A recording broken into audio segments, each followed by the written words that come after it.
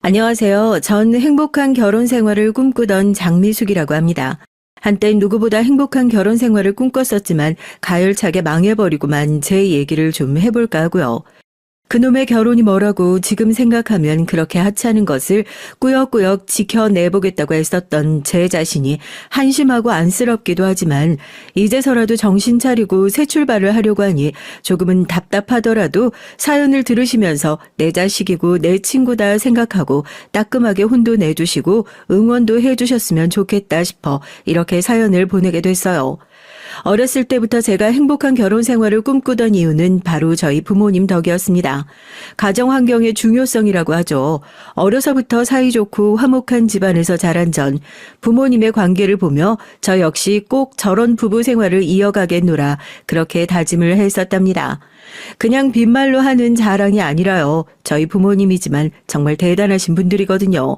다만 한 가지 아쉬운 점이 있다면 저희 부모님께선 서로 열렬히 사랑하신 것에 비해 너무 가진 것이 없으셨던 분들이셨어요. 그렇다 보니 남들 다 행복해야 할 신혼 때 찢어지게 가난하셨고 돈 한 푼에 서글프고 눈물 흘리며 그렇게 살았다고 하셨죠. 이 가난함은 저희가 어릴 때도 여전하셨습니다. 딸 자식 하나도 키우기가 벅찬 와중에 여동생까지 태어났고 아버지만을 바라보는 세 식구를 보며 아버진 뭐든 해야겠다 싶었다 하셨어요. 아무래도 정말 늦었지만 이제라도 제대로 뭘 배워서 일을 해야 할 것 같다. 정말 이렇게 살다가 우리 네 식구 굶어 죽겠어. 그래서 내가 며칠 내내 고민을 해봤는데 말이야. 건설 관련 공부를 시작해볼까 싶거든. 사람은 기술이 있어야 한다고 하잖아. 이쪽으로 공부 좀 하고 새로 시작하면 충분히 먹고는 살 수 있는데 대신 공부를 하는 동안 벌이가 영 시원찮을 거라서 그게 걱정이네. 미숙 아빠 뭐든 해봐. 내가 식당 나가서 일해도 괜찮으니까 그 건설 공부인지 뭔지 해봐. 당장 몇 달이든 몇 년이든 투자해서 평생 편하게 사는 게 맞지. 평생 이렇게 살 순 없잖아. 우리 미래를 위해서 투자하는 시간이다 생각하고 그렇게 해보자.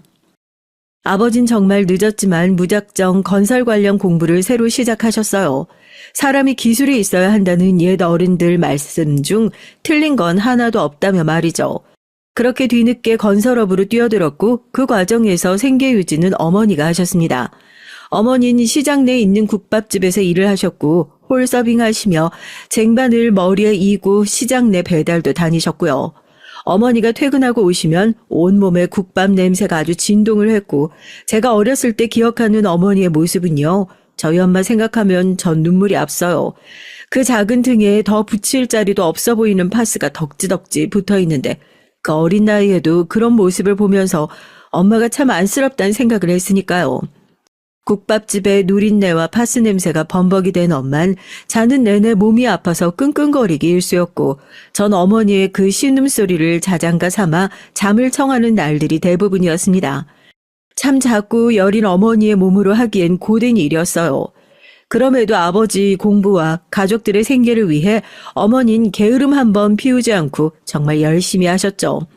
집이 이렇게 힘들고 부모가 힘들게 키우면 자식들도 일찍 철이 든다고 하죠. 저희 집도 마찬가지였습니다. 저 역시 워낙에 어머니께서 힘들게 저희를 키우는 것을 알았기에 일찍부터 철이 들어 그 흔한 투정 한 번을 부리지 않고 묵묵히 또 씩씩하게 자랐어요. 자연스럽게 동생을 챙겼고 어머니가 힘드실까 집안일도 해두곤 했습니다. 이 모든 힘든 과정을 온 집안 식구들이 힘을 합쳐 견뎌내고 나니 아버진 번듯하게 아주 보란듯이 건설업 회사에 취직을 하셨어요. 이날 정말 큰 케이크 하나를 두고 온 식구가 둘러앉아 아버지 취업 축하 파티를 했던 기억이 있습니다. 당신 그동안 정말 고생 많았어. 당신 덕에 내가 마음 놓고 여기까지 올 수 있었던 거 알지? 미숙이도 동생 챙기라 집안일 하랴 엄마 많이 도와줘서 아버지가 너무 고마웠고 이젠 아버지가 돈 많이 벌어서 우리 식구들 절대 힘들지 않게 살게 해줄게. 결국 이렇게 해낼 줄 알았다니까. 고생은 무슨 고생을 했다고 그래. 당신은 무조건 해낼 줄 알았어. 난 그런 당신 믿었던 것뿐이야. 이제 좋은 날만 남았으니까 우리 가족들 많이 웃으면서 살자. 부모님은 너무나 행복해 하셨고 그런 모습을 보며 저 역시 너무 큰 행복감을 느꼈습니다. 가족의 행복이 곧 제 행복이잖아요. 제 아버지는 회사에 들어가서도 평이 참 좋으셨어요. 늘 성과도 좋고 사람 자체가 성품이 좋은 아버진 직원들 사이에서도 인기가 많으셨죠. 아버진 다른 건 몰라도 성실함 하나만큼은 누구나 다 인정을 해주는 사람이었으니까 회사에 들어간 지 얼마 되지 않아 회사 대표님의 눈에도 금방 차셨다고 해요. 그 어렵다는 대표 앞에서도 아버지는 아주 포부 있게 이런 말을 했다고 하셨습니다. 저는요, 대표님, 언젠가 꼭 대표님처럼 이렇게 멋지고 큰 건설회사 하나 차려서 제가 대표로 사는 게 꿈입니다. 대표님 밑에서 열심히 배워 나가서 전 꼭 제 것을 차릴 거예요. 내 앞에 대놓고 말하는 사람은 거의 없는데 자네는 자신감이 참 좋구만. 그래, 꼭 그 목표가 이루어지길 바라네. 내가 한번 지켜보겠어. 대표님은 이런 아버지의 각오를 오히려 더 높게 평가를 해주셨다고 합니다. 아버지께서 회사 대표님을 인간적으로 굉장히 존경하셨던 것 같아요. 집에 오셔서도 오늘은 대표님이 나한테 이런 말씀을 했네. 대표님이 이런 사연이 있었다네 하면서 그래도 나름대로 과묵하시던 아버지. 가족들을 제외하곤 다른 사람들에게 큰 관심이 없었던 아버지께서 유일하게 다른 사람에 대해서 많은 얘기를 하던 사람이 바로 그 대표님이셨어요. 대표님께는 정말 아픈 사연이 하나 있으셨다고 해요. 애지중지 금이야 오기야 키우던 외동아들이 있었는데 다 키우고 21살 나이에 사고로 하루아침에 잃으셨다고요. 그 허망함과 충격에 빠져 한동안 괴로운 나날을 보내셨다고 하셨습니다. 다 큰 아들을 떠나보낸 후 대표님의 부부 사이는 급격하게 안 좋아지셨다고 해요. 서로의 얼굴을 볼 때마다 떠난 아들이 떠올랐고 결국은 이혼까지 하셨죠. 이혼 후 홀로 사시며 떠난 아들의 부재 그리고 하루아침에 화목한 가정이 깨진 충격을 견디며 사신 정말 외로우신 분이셨어요. 그런 대표님께 어느 날 나타난 아버진 꼭 자식 같은 존재셨다고 해요. 대표님께서는 아버지께 이런 말씀을 자주 하셨다고 합니다. 참 내가 내 가정사까지 떠벌리고 말이야. 이상하게 자네를 보면 꼭 우리 아들을 보는 것 같아서 자꾸만 마음이 쓰이고 신경이 쓰이네. 참 이상하지?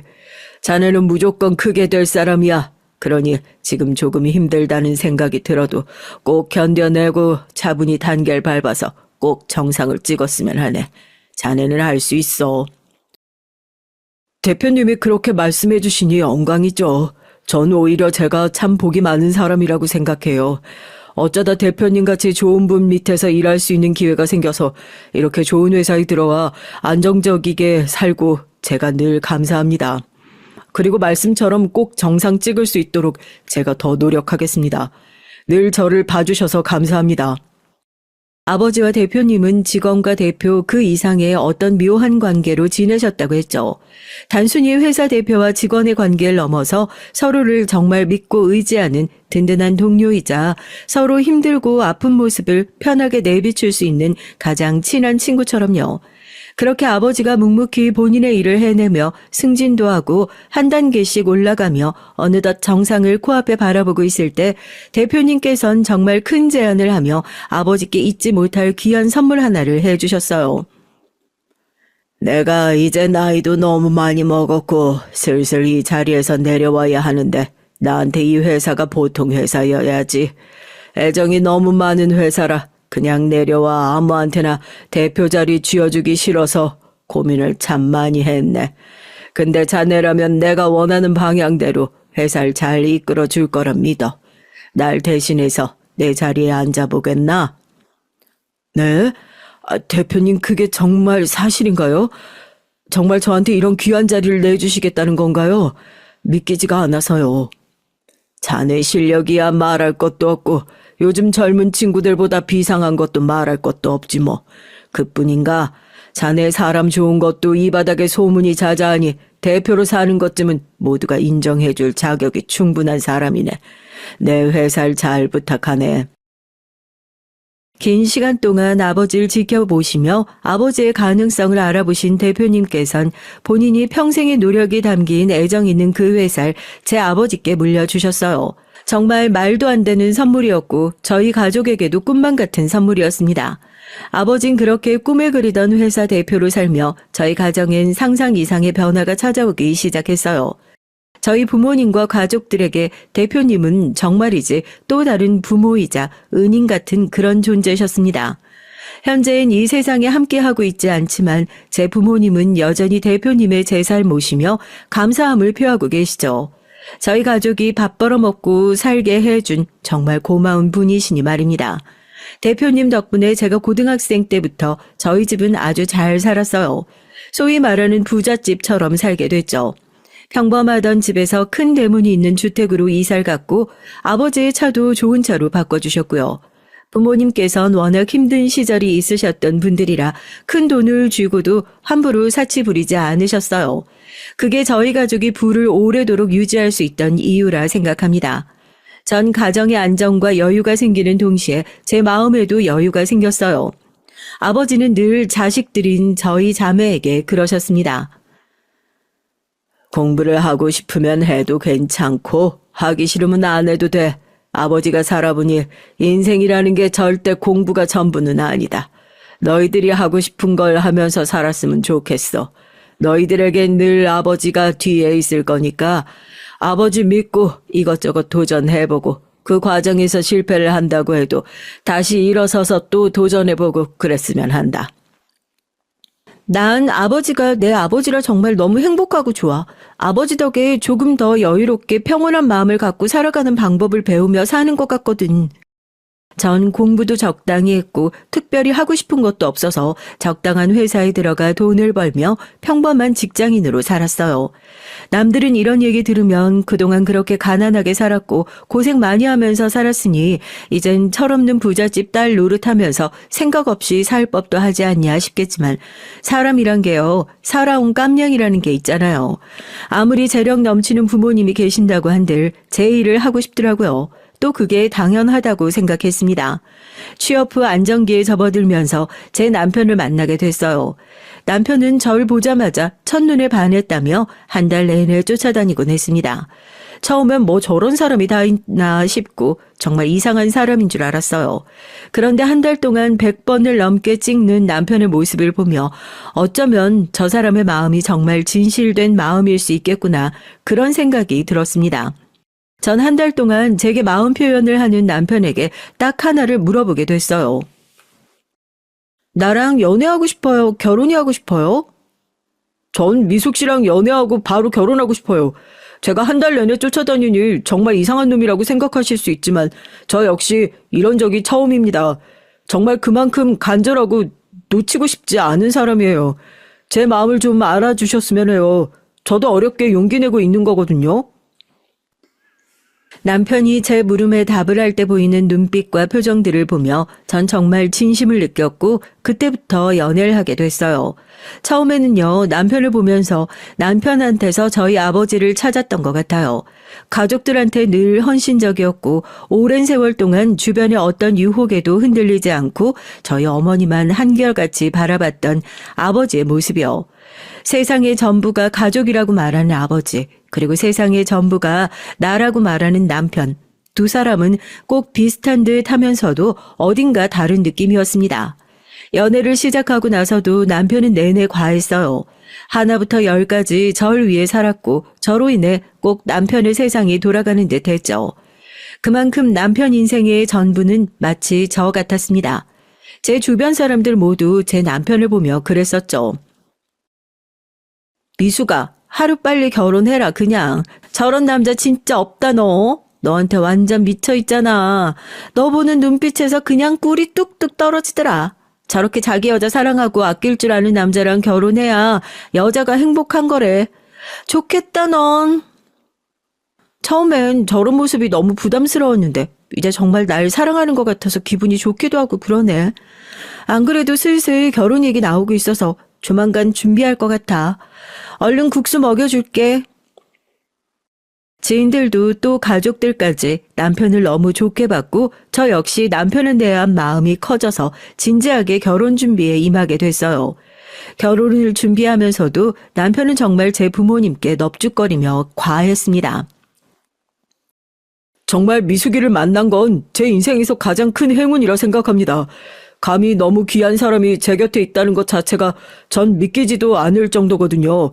저희 결혼을 허락해 주신 만큼 정말 이 감사함 잊지 않고 잘 살겠습니다. 나만큼이나 우리 미숙이를 사랑하는 남잔 내가 처음 봤네. 정말 자네라면 내가 마음 놓고 시집 보낼 수 있겠어. 나야 뭐 바라는 것도 없고 그저 두 사람 행복하게 사이좋게 잘만 살았으면 하네. 딱 이 약속만 지켜주게. 그렇게 남편은 어떻게 보면 귀여운 주접을 부리며 부모님께 결혼 승낙도 받았고 저희 두 사람은 결혼을 하게 됐어요. 결혼 후 당연히 저희 부모님과 같은 평온한 삶이 기다리고 있을 거라 생각했죠. 심지어 저희 두 사람은 부모님의 신혼 때와 달리 금전적으로 여유도 있었으니 말이죠. 그러나 현실은 너무도 충격적이었고 만약 이런 현실이 기다리고 있을 줄 알았다면 전 결혼을 하지 않고 혼자 살았을 겁니다. 뒤늦은 후회를 해봐야 소용이 없다는 걸 알지만 너무 큰 후회를 하고 있었고 눈물 없이 살 수 없는 하루하루가 절 기다리고 있는 걸 그땐 미처 몰랐어요. 신혼 초반에 남편은 여전히 절 사랑해주고 아껴주던 그 모습 그대로였습니다. 그러나 한순간에 정말 점점 변하기 시작했어요. 저희 아버지께선 집안의 가장, 딸 자식만 둘이고 건설 쪽에 관심도 없으니 큰 사위인 제 남편을 공부시켜 회사 대표 자리를 물려주실 생각을 하셨죠. 그래서 남편도 회사를 다니며 공부를 시작했었고 전 그 모습이 대견하면서도 고마웠습니다. 그러나 어차피 큰 회사 대표 자리를 맡아뒀다는 생각 때문인지 남편은 배짱을 부리며 아주 태평한 생활을 이어가기 시작했죠. 어느 날 갑자기 제게 상의도 없이 회사를 관두고 백수 생활을 시작했어요. 어떻게 회사를 그만두는 중요한 일을 나한테 상의도 없이 결정할 수 있어? 멀쩡하게 다니던 회사는 왜 그만둔 건데? 당장 아버지가 회사 물려주겠다고 하시는 것도 아니고 회사에 들어가 일을 할 것도 아니잖아. 뭘 먹고 살려고 그런 결정을 한 거야? 돈이야 차고 넘치는 게 돈 아니야? 당신 돈 많은 친정 둬서 뭐해? 그리고 어차피 물려받을 회사가 있는데 상사들 눈치 보고 스트레스 받으며 뭐하러 일을 해? 안 그래? 그걸 지금 이유라고 말하는 거야? 어떻게 그런 중요한 결정을 나랑 상의도 없이 하냐고 묻잖아. 아무리 부부라지만 내 일인데 내가 결정해야지. 하나하나 당신한테 물어보고 결정해야 돼? 좀 쉬고 싶어서 그런다. 죽을 때까지 일해야 할 팔자인데 그 몇 달 쉬는 꼴을 못 봐서 난리야. 옛날부터 암탉이 울면 집안이 망한다고 하더니 남편이 좀 쉬고 싶다 하면 잔소리 같은 건 접어두고 가만히 응원도 좀 할 줄 알고 그래야 하는 법이야. 남편은 말투부터 행동 모든 게 변했어요. 백수 생활을 하는 것도 화딱지가 나는데 돈도 펑펑 쓰고 제 카드도 이리저리 막 긁고 다녔습니다. 원래 쓰던 카드값의 3배 이상은 나오기 시작했죠. 심지어 시댁의 가전제품과 가구들까지 최신형의 고급으로 싹 바꿔버리는 만행도 저지릅니다. 그 돈만 해도 수천만 원이 깨졌고 그런 남편의 사치는 고스란히 빚, 제가 감당해야 하는 부담으로 남았어요. 순간에 잘못된 선택이 불러온 대가치곤 너무 가혹했죠. 도대체 어쩌자고 이러는 거야? 어쩌자고? 이번 달 카드값이 3천만 원이 넘게 나왔다고. 당신 진짜 제정신이야? 시댁 가전 가구 바꾸는 걸 나만 모르는 게 말이 돼? 멀쩡하게 잘 쓰고 계시는 걸 왜 바꾸냐고, 왜? 우리 집에 돈 쓰는 게 그렇게 아깝냐? 하도 오래 쓰길래 보기 싫어서 이참에 싹 좀 바꿔드렸다. 효도 좀 하고 싶어서 한 건데 그게 그렇게 잘못이야? 내가 엄한 곳에 돈 쓴 것도 아니고 내 부모한테 효도 좀 하려고 쓴 건데 뭘 이렇게 난리야? 누가 그 효도를 분수에 맞지도 않게 하냐고.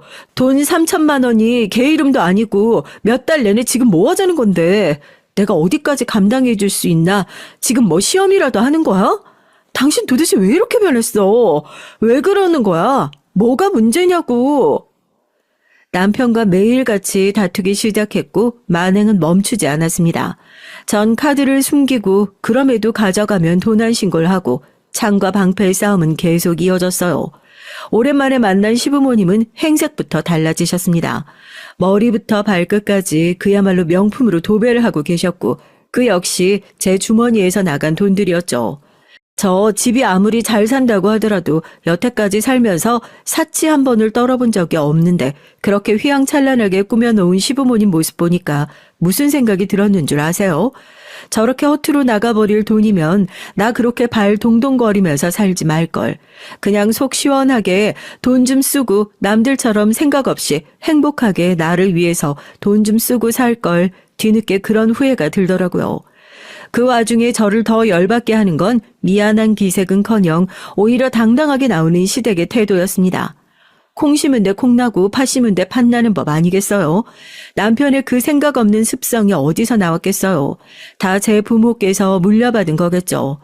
어머님이 대체 무슨 돈이 있으셔서 이런 사치를 하시냐?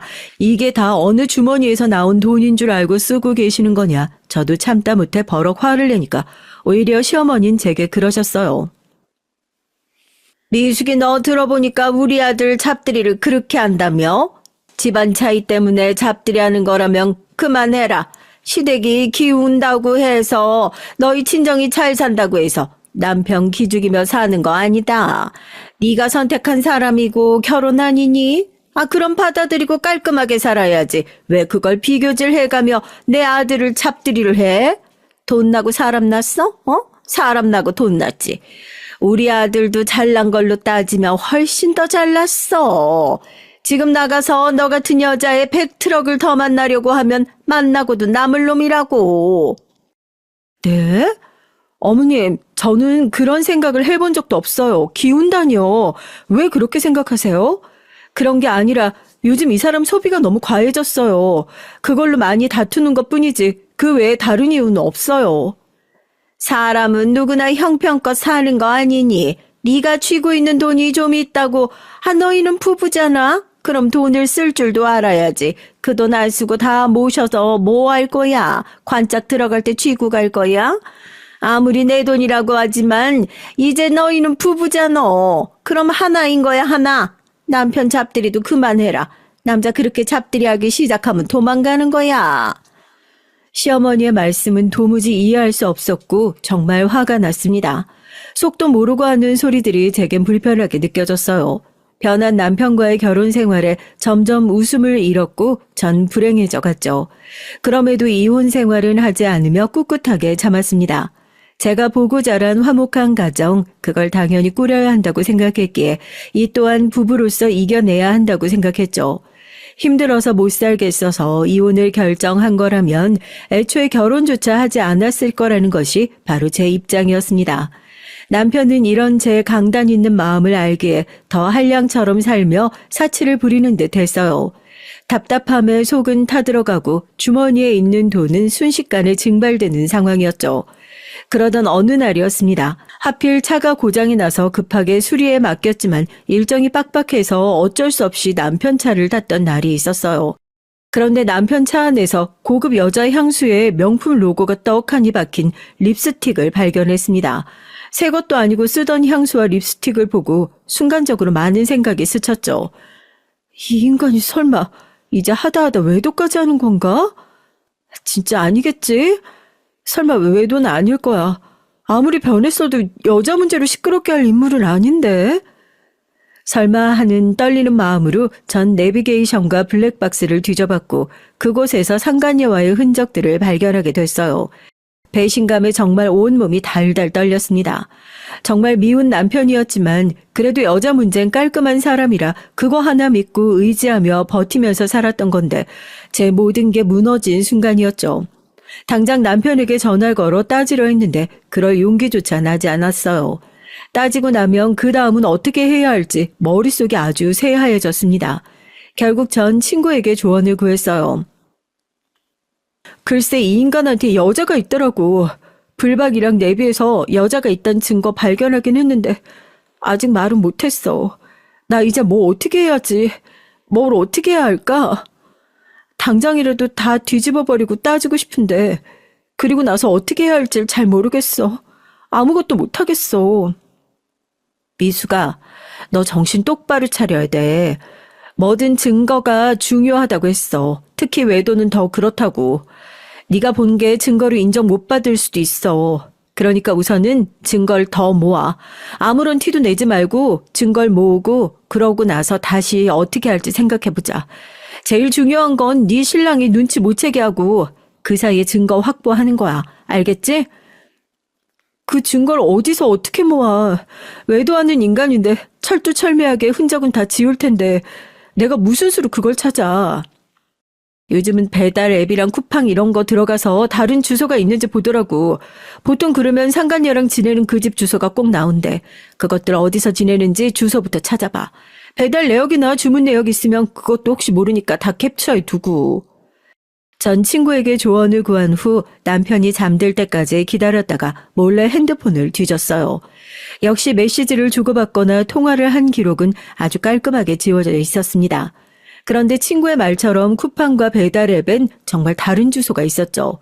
그 주소는 내비게이션에서도 봤던 최근 목적지로 설정된 주소였습니다. 전 주소를 적어뒀고 친구의 말처럼 그곳에 배달을 시킨 내역들을 다 캡처해서 제게 옮겨뒀어요. 그리고 그 동네를 다음날 찾아갔죠. 마침 주말이었고 제가 눈을 뜨기도 전에 남편은 집에 없었으니 그 집에 가 있겠구나 싶었습니다. 멀리서 지켜보며 차 안에서 잠복을 하는데 참 이게 뭐 하는 짓인가 싶었죠. 어쩌다 내 인생이 이렇게 꼬였나 싶기도 하고 서글픔이 몰려왔어요. 그러다 남편과 상간녀가 팔짱을 끼고 가는 걸 봤고 상가에 있는 미용실과 마트에 들리는 것을 봤습니다. 도무지 저들을 쫓아다녀봐야 얻을 게 없어서 답답함에 전 그 상가 미용실에 들어가 머리를 했어요. 아주 자연스럽고 능청맞게 대화를 걸었죠.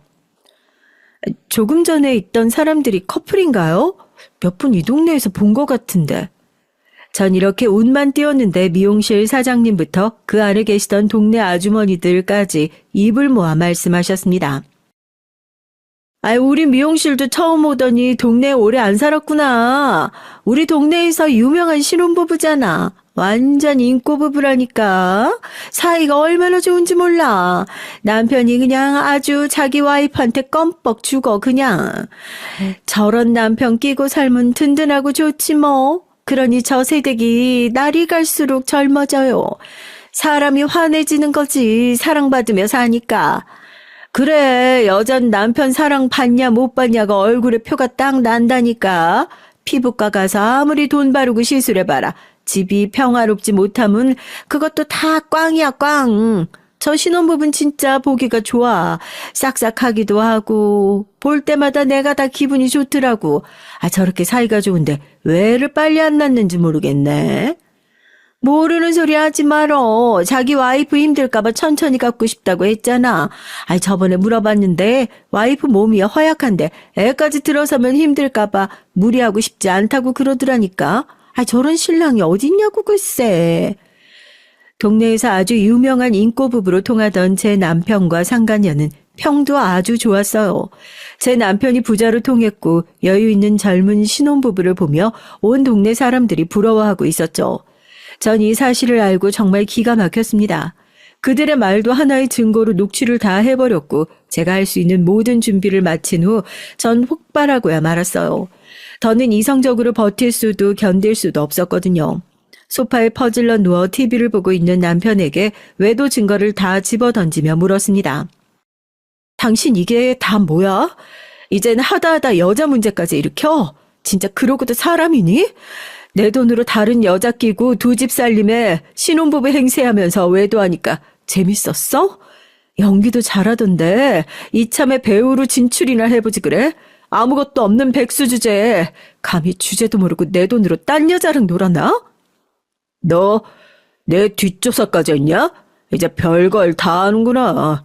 그래 외도 좀 했다. 다른 여자 좀 만났다. 내가 오죽하면 그랬겠어? 나 혈기왕성한 남자야. 근데 너 나 거들떠는 봤냐? 한 침대에서도 안 자는데 우리가 뭐 부부는 맞아? 내가 바람핀 이유 다 너 때문이라고. 핑계까지도 찌질해서 못 들어주겠네. 차라리 여자가 너무 좋아서 바람났다고 하지. 넌 어떻게 사람이 날이 갈수록 찌질해지니? 역겹고 더러워. 그냥 너 같은 인간한테 놀아난 내 자신이 너무 치욕스럽다고. 멀쩡히 살던 내 인생을 송두리째 망가뜨리게 만든 벌, 그리고 죄값 톡톡히 치르게 해줄 테니까 너 기대해. 아, 됐고. 이렇게 된 거 그냥 이혼이라 하자.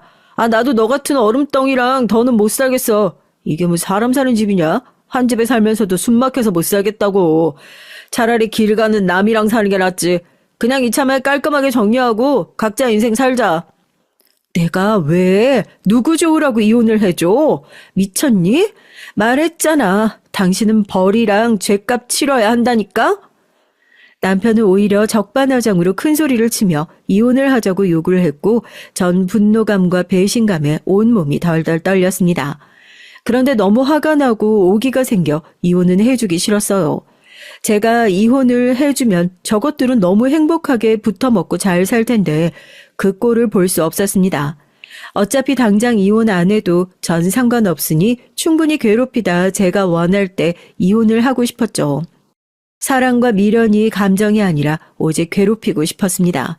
저들이 결코 행복해질 수 없는 관계라는 걸 알려주고 싶었어요.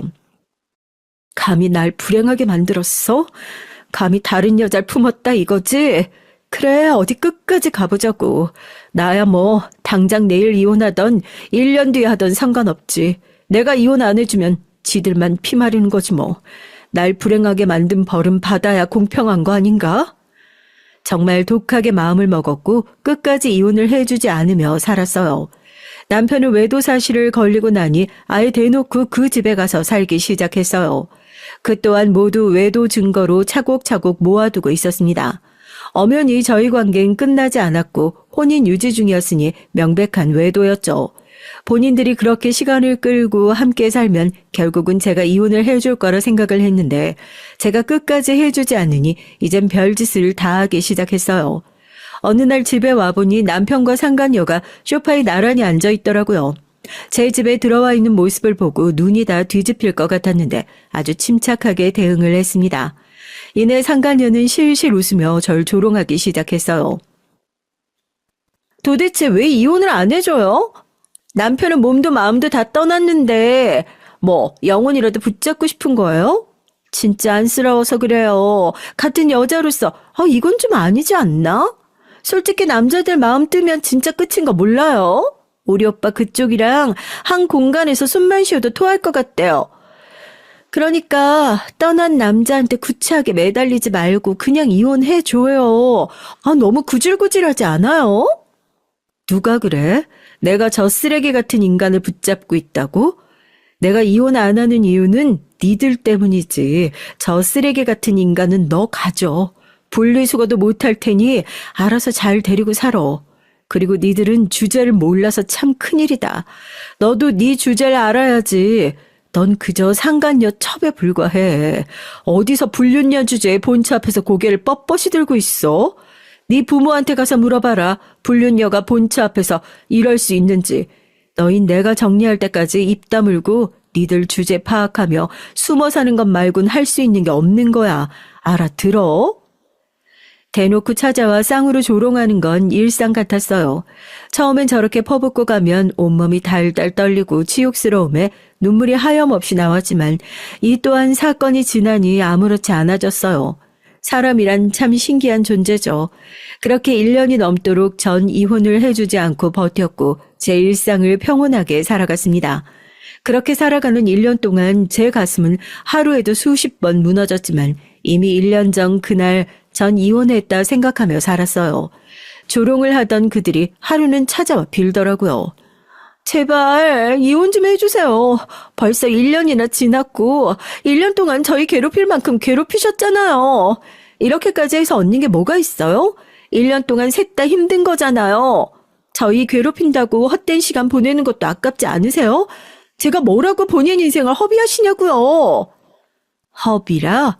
난 허비한 적 없는데 어쩌나? 난 이미 1년 전에 이혼을 했어. 이혼하고 내 인생 찾아 살고 있는데 너희만 괴로운 거지. 난 1년 전에 다 끝난 일이야. 100번이고 1000번이고 더 와봐. 난 안 무너져.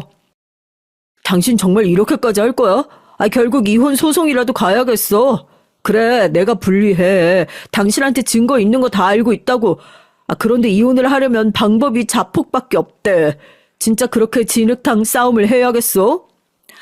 그 싸움이 진흙탕인 것도 니들 일이지. 난 아닌데.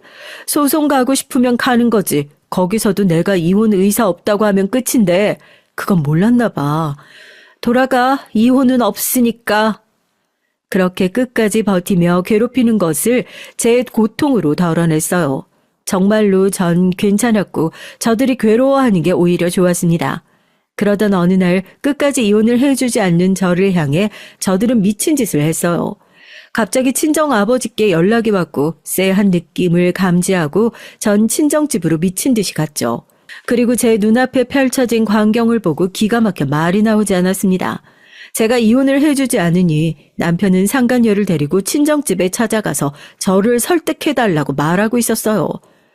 장인어른 제가 죽일 놈이고 제 잘못인 거 압니다. 그런데 이런 저를 사위로 두실 겁니까?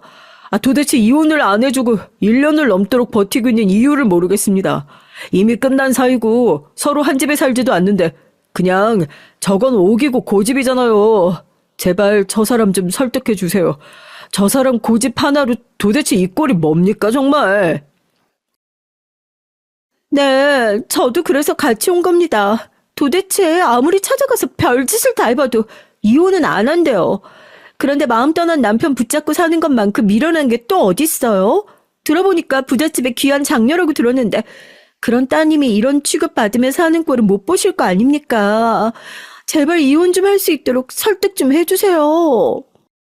제 눈앞에서 제 부모에게 막대먹은 짓을 하고 있는 남편과 상간녀를 보는데 눈이 뒤집힐 것 같았어요. 사람으로서 도리를 저버린 것들이구나, 정말 몹쓸 것들이구나 싶었습니다. 폭발하려는 바로 그 순간 아버지는 저를 뒤로하고 말씀하셨어요. 감히 네가 날 능멸해? 너 진짜 후회 마라. 네 지옥은 이제부터 시작이니까 하루하루 피 마르며 살며 피눈물 흘렸을 내 딸의 고통을 몇 배로 고스란히 돌려줄 테니 기대해도 좋다. 이내 아버지는 어딘가로 전화를 급히 하셨고 상황은 아주 대반전이었어요. 아버진 전화를 하며 상간녀와 남편을 쫓아내버렸고 계속 방 안에서 바쁘게 전화를 반복하시기에 어떠한 말조차 걸 수가 없었습니다. 그저 거실에서 기다리며 속상해서 눈물을 흘리시는 어머니와 대화를 나눴죠.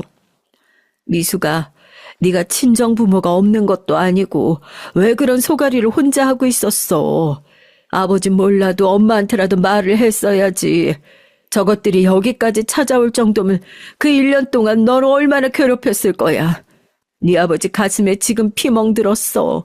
아주 눈이 돌아버렸다고. 무슨 짓을 할지 모르겠다 정말. 내가 너무 속상한데 그럼 엄마랑 아버진 더 속상할 거니까 이혼할 때 그때 차차 말하려고 했지. 아직은 저것들 괴롭히려고 이혼을 안 해줄 거였으니 그 긴 시간 동안 같이 아플 필요는 없잖아. 근데 여기까지 찾아와서 저런 짓을 할 줄은 정말 몰랐어. 놀랐지. 미안해 엄마. 정말 잘 살고 싶었는데 미안해. 네가 뭐가 미안해. 뭘 잘못했다고. 부부라는 게 서로 노력하며 사는 거지 한쪽만 노력한다고 바뀔 수 있는 거 아무것도 없는 거야. 그러니까 그런 소리 하지 말고 우리 딸 이혼 그거 별거 아닌 거 알지? 절대 무너지지 마. 그렇게 어머니랑 대화를 나누고 나니 그제야 마음이 한시름 놓였어요. 든든한 제 편이 있는 기분이 들었죠. 그로부터 1시간 후 누군가 초인종을 눌러서 보니까 남편과 상간녀가 또 찾아왔습니다. 이것들이 정말 미쳤구나 싶었죠. 그런데 대문 밖에서 무릎을 꿇고 싹싹 빌고 있었어요. 장인어른, 제가 미쳤습니다. 잠깐 정신이 나갔던 것 같아요. 제발 용서해 주세요. 다 정리하고 똑바로 살게요. 제발 살려주세요. 이러면 진짜 저는 그냥 죽습니다. 네? 부탁 좀 드릴게요. 죄송합니다. 정말 죄송합니다. 잘못했어요. 오빠 좀 살려주세요. 갑자기 다시 찾아와 싹싹 비는 남편과 상간녀의 모습에 어안이 벙벙했죠. 이내 방 안에서 전화만 하던 아버지가 나오셨고 날이 새도록 눈물 콧물 흘리며 대문 밖에서 무릎 꿇고 빌고 있는 저들의 이유를 알게 됐어요. 저희 시댁은 그야말로 형편없는 곳이었습니다. 그러나 충분히 도움을 주면 잘 살 수 있다며 아버지께선 제 결혼과 동시에 많은 도움을 주셨어요. 시아버지가 다니던 회사 대표가 아버지의 절친한 후배였고 그곳에서 일을 할 수 있게 해주셨죠. 아버진 바로 그 후배 대표에게 전화를 넣어 그러셨다고 합니다. 내 사돈이라는 작자 말이야. 당장 내일부터 해고 처리해줘. 이유는 내가 차차 나중에 설명할 테니 그렇게 해줄 수 있지? 다른 사람도 아니고 형님 말씀이신데 당연하죠. 또 형님이 이렇게 하시는데 다 이유가 있겠죠. 깔끔하게 처리할게요.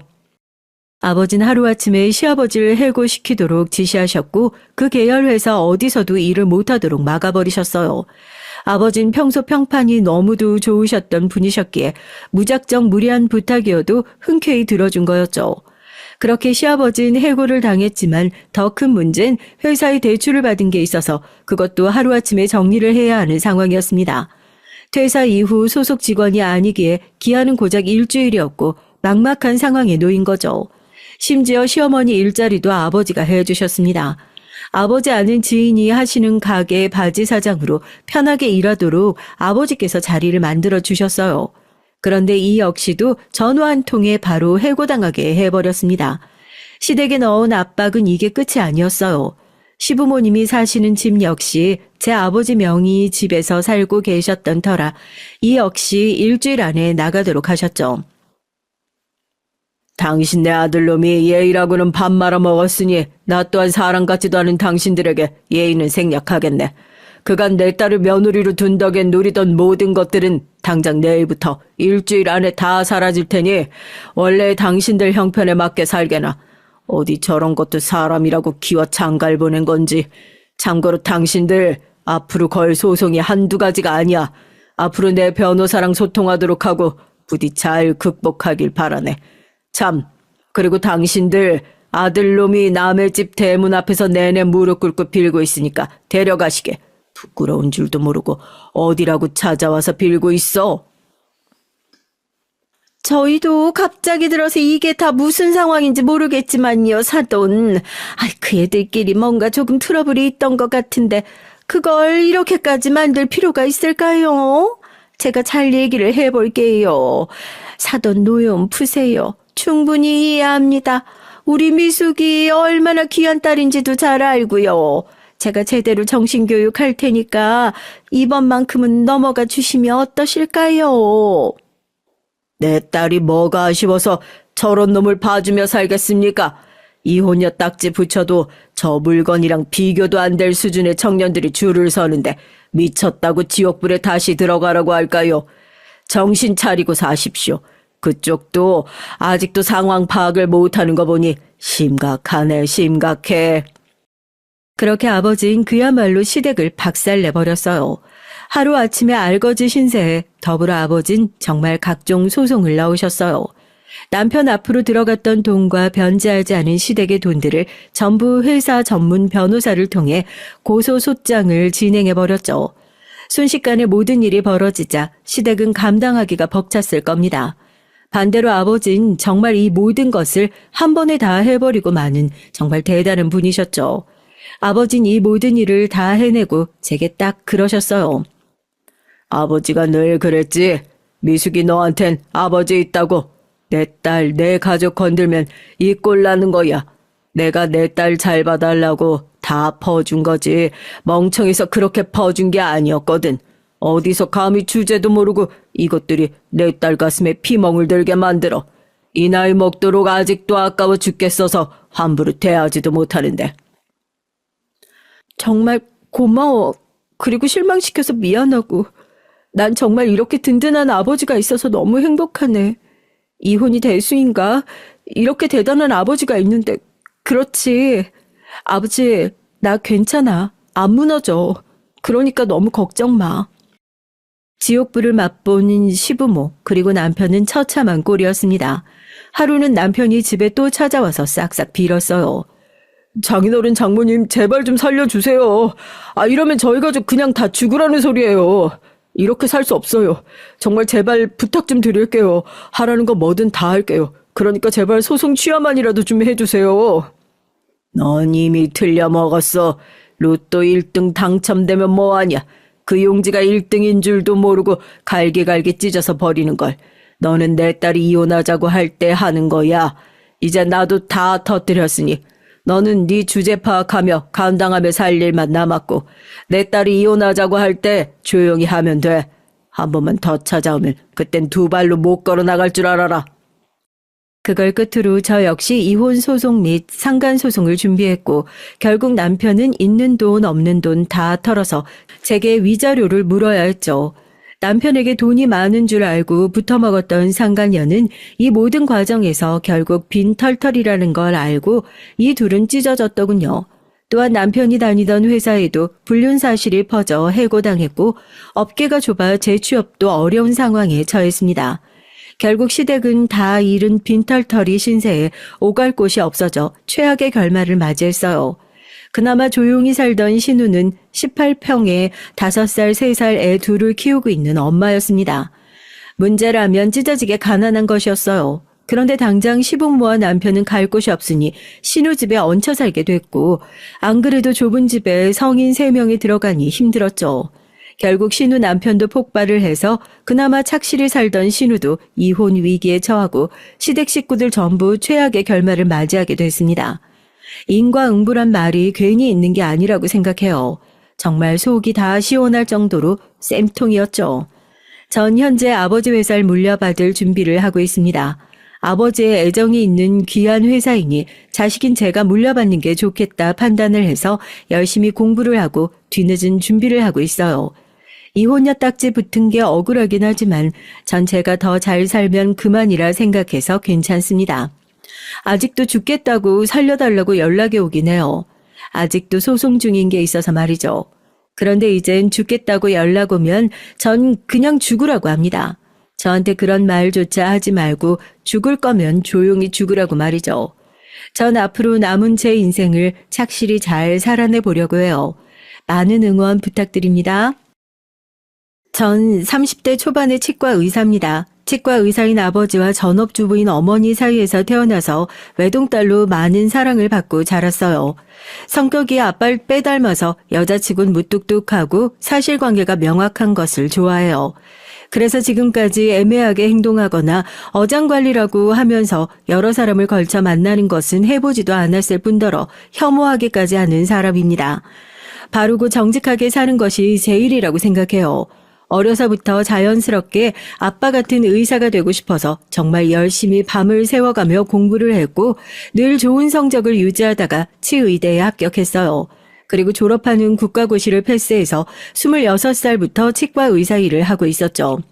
페이닥터로 일하다가 27살부턴 대학 선배의 권유로 함께 치과를 개업해서 지금까지 운영해 오고 있습니다. 우리 치과 주변엔 회사와 공공기관이 많아서 점심시간과 퇴근시간이 되면 발 디딜 틈이 없이 환자분들이 몰려오곤 해요. 그런데 언젠가부터 한산한 시간에 찾아오는 남자가 눈에 띄기 시작했습니다. 처음엔 충치치료를 시작해서 나중엔 라미네이트까지 한다며 2달간 우리 치과에 자주 오게 됐죠. 그 남자는 일단 키가 장신이고 운동선수처럼 커다랗고 근육질의 몸을 갖고 있어서 눈에 띄었습니다. 그리고 입은 옷이 깔끔하고도 멋져서 모델이 직업인 줄 알았어요. 우리 치과 선생님은 저를 포함해서 3분이었는데 가장 어리고 경력이 짧은 저를 왠지 선택해서 계속 제가 치료를 하며 자주 보다 보니 친밀감이 생겼습니다. 전 성격이 분명하고 명쾌한 편이다 보니 환자들과 사적으로 말을 잘 섞는 편이 아니에요. 물론 친절하고 꼼꼼히 치료는 하지만 이것저것 얘기하다 보면 집중력이 흐려져서요. 게다가 여기 오시는 아저씨, 할아버지들이 자꾸 저한테 남자친구는 있느냐, 몇 살이냐 등등 불쾌한 얘기들을 해서 전 남자 환자들에겐 더더욱 철벽을 치는 편이죠. 이 환자는 이름이 지성록으로 29살의 젊은 남자였어요. 화술이 좋은 건지 상대방이 불쾌하지 않게 선을 지키면서도 친근하게 저와 대화를 했습니다. 선생님은 조금만 더 웃고 친절한 표정을 지으면 훨씬 예뻐 보일 텐데 왜 이렇게 냉랭하세요? 전 치과 치료만 잘해드리면 되죠. 괜히 웃음 한번 날렸다가 제 신상부터 호적까지 물어오는 남자분들이 많아서 사무적으로 대해드릴 수밖에 없어요. 그 다음 주에 성록 씨는 커피와 밀크쉐이크 그리고 쉑쉑버거를 사왔습니다. 간호사들이랑 함께 일하는 의사들 모두가 넉넉히 먹을 수 있는 양을 사와서 모두 탄성을 내지르더군요. 아니, 쉑쉑버거를 먹어보다니. 미국에서 우리나라 들어온 지 몇 년 안 돼서 우리나라에 매장도 얼마 없잖아요. 너무 감사히 먹겠습니다. 성록 씨 덕분에 고급 수제버거 먹게 됐네요. 네, 제가 이 더위에 직원이랑 줄 서가면서 사온 거예요. 그러니까 맛있게 드시고 우리 선생님 한 번 더 웃으시면 좋겠네요. 전 그 정도로 유명하고 인기 있는 곳인지 몰랐지만 줄까지 서가며 우리를 위해 샀을 거라고 하니 성록 씨에게 고마운 마음이 들었어요. 그렇게 성록 씨는 세심하게 배려해주면서 저에게 잘 대해줬습니다. 저도 점점 성록 씨가 단순한 치과 환자가 아니라 남자로서 호감이 생기고 이 사람이랑 만나보면 어떨까 하는 궁금함이 생겼죠. 라미네이트 치료가 끝나서 이제 치과에 올 일이 없게 되자 성록 씨는 저에게 정식으로 데이트 신청을 했어요. 저보다 한 살 많은 잘생기고 배려심 많은 이 남자를 놓치고 싶지 않아서 냉큼 승낙했죠. 우리의 첫 데이트를 위해서 성록 씨는 자신의 제네시스 자동차를 끌고 우리 집 앞으로 데리러 왔습니다. 하늘색 폴로 남방에 검은색 기지바지를 입고 절 보고 손을 흔드는 그 남자는 참 멋졌어요. 성록 씨는 저를 차에 태운 뒤 양평으로 떠나서 드라이브도 하고 유명한 한식집에서 점심도 사줬죠. 그리고 호수가 보이는 전망 좋은 카페에서 커피도 마셨어요. 그렇게 아침부터 저녁 노을이 질 때까지 우리는 참 많은 얘기를 나눴습니다. 성록 씨는 남성 의류 전문 온라인 쇼핑몰을 운영하고 있는 사업가였어요. 원래 패션에 관심이 많고 옷을 좋아해서 대학교 공부는 뒷전으로 하고 신촌이나 홍대의 옷 가게에서 아르바이트를 많이 했다고 해요. 그러다가 아르바이트비를 모아서 2014년도에 쇼핑몰을 처음으로 창업했대요. 그땐 동대문 도매상가에서 새벽에 옷을 가져와서 본인이 직접 다 손질해서 모델처럼 피팅 사진까지 손수 찍어가며 힘들지만 재미있게 쇼핑몰을 운영했다고 합니다. 쇼핑몰은 하루 방문 숫자가 5명, 이럴 정도도 있을 정도로 운영이 안 돼서 4개월 만에 문을 닫고 말았어요.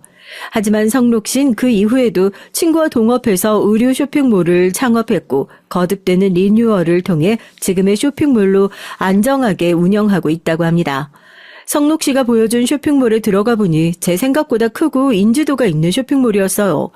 인터넷 쇼핑몰론 대박의 상징으로 불리운다는 아울렛과 백화점에 매장도 계약을 했다며 자신이 하는 일에 자부심이 높았죠.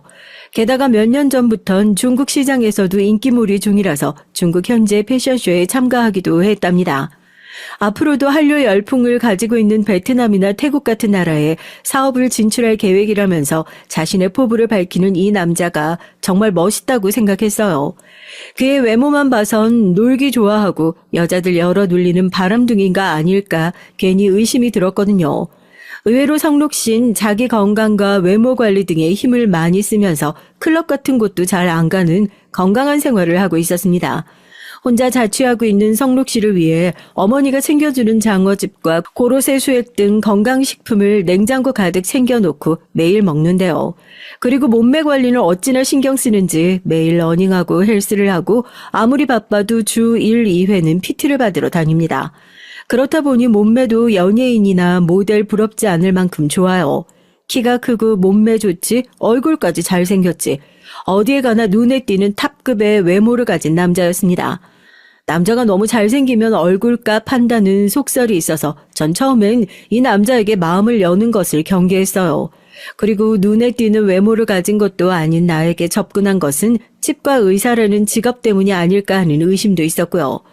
하지만 알고 보니 성록 씨는 저보다 몇 배나 수입이 많은 성공한 사업가이고 제 외모가 자기 취향이라고 특히 철벽치고 똑똑한 카리스마가 자기를 사로잡았다나요. 너무 좋았던 첫 데이트 이후로도 우린 자주 만나면서 서로에 대한 감정을 점점 키워갔습니다. 성록 씨는 어릴 때 아버지가 사업을 하시다가 망해서 어렵게 살았던 적이 있다고 고백했어요. 원래 할아버지 때인 지방의 유지일 정도로 상당한 재산이 있으셨는데 그 부와 명예가 이대를 못 넘긴 것이죠. 그런 탓에 성록 씨는 늘 부자가 되고 싶었고 자기 힘으로 사업에 성공해서 가족들을 잘 부양하는 가장이 되고 싶다고 입버릇처럼 말했습니다. 아마 그래서인지 누구보다 열심히 일하는 청년 사업가가 된 모양이에요. 의사 아버지 밑에서 유복하고 평탄하게 자라난 전 오히려 이 남자의 성장 배경에 더 끌리게 됐습니다. 그렇다고는 해도 전 아직 20대이고 결혼까지는 생각하지 않았어요. 근데 성록 씨는 달랐습니다. 남자 나이 29이면 아직은 더 싱글 생활을 즐기고 싶을 텐데 자기는 어서 빨리 결혼해서 안정한 가정을 이루고 싶다네요. 사귄 지 8개월부터 저를 보면 결혼하고 싶어 하고 장난 반으로 얘기하던 그는 저에게 정식으로 청혼을 하게 됐습니다. 어느 날 퇴근하고 치과 앞에서 본 성록 씨는 그날따라 더 멋있는 정장 차림으로 절 기다리고 있는 거예요. 함께 병원 근처에서 저녁을 먹고 나오는데 잠깐 나 자기 치과에 들렀다가 가도 될까? 우리 치과는 무슨 일이지 의아했지만 성록 씨와 함께 치과로 가봤죠. 모든 직원이 퇴근하고 없을 시간이라 캄캄한 치과에 들어서자마자 웬일인지 갑자기 불이 켜지더니 폭죽이 터지고 치과 직원들이 우리를 환영해 줬어요. 그리고 김봉희 씨, 성록 씨만의 여자가 되어주세요 라고 쓰여있는 현수막이 병원 내부에 걸려있고 알록달록한 풍선들로 잔뜩 꾸며져 있었습니다. 함께 일하는 의사 선생님과 간호사들 모두가 우리를 축복해주고 계셨어요. 어리둥절한 저를 보고 웃으며 성록 씨는 무릎을 꿇고 청혼을 했죠. 나랑 결혼하자. 내가 행복하게 해줄 자신 있어. 제 성격상 이런 건 낯간지럽고 싫을 줄 알았는데 웬걸요? 막상 이렇게 주인공처럼 축하를 받으니까 기분이 날아갈 듯하고 설레임에 가슴이 터질 것만 같았습니다. 좋아요. 나도 성록 씨 당신 행복하게 해줄게요. 전 이 자리에서 성록 씨의 청혼을 받아들였어요. 후일담을 병원 식구들에게 들어보니 성록 씨는 한 달 전부터 밥을 사고 술을 사주면서 청혼 이벤트를 도와달라고 부탁을 했다는 겁니다. 병원 식구들은 그 정성에 감동해서 하나같이 저에게 좋은 남자니까 놓치지 말고 꼭 결혼하라고 할 정도였죠. 그 얘기를 들으니 더욱 성록 씨에게 신뢰와 애정이 생겼습니다. 우리 부모님에게 성록 씨를 인사시키고 결혼 얘기를 꺼내자 가족들의 반응은 둘로 갈라졌어요.